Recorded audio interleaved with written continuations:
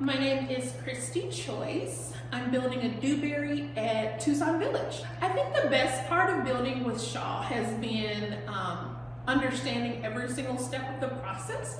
There's a 5-step plan that is presented to you early on, and I think for me, being a first-time home builder, that was really important to have that information presented up front.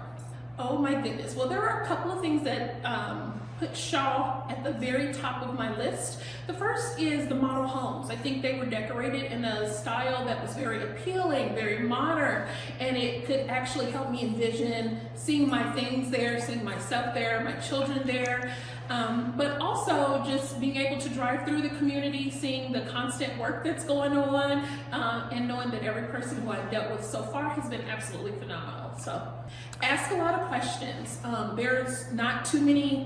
There's never too many questions that you can ask, so ask questions so that you feel completely comfortable with your choice. I know for me there was a bit of trepidation. It was hard to make a decision to make the jump, but after asking lots of questions and the answers that I received and touring the model homes multiple times, I'm very, very happy with the decision I've made to build with Shaw.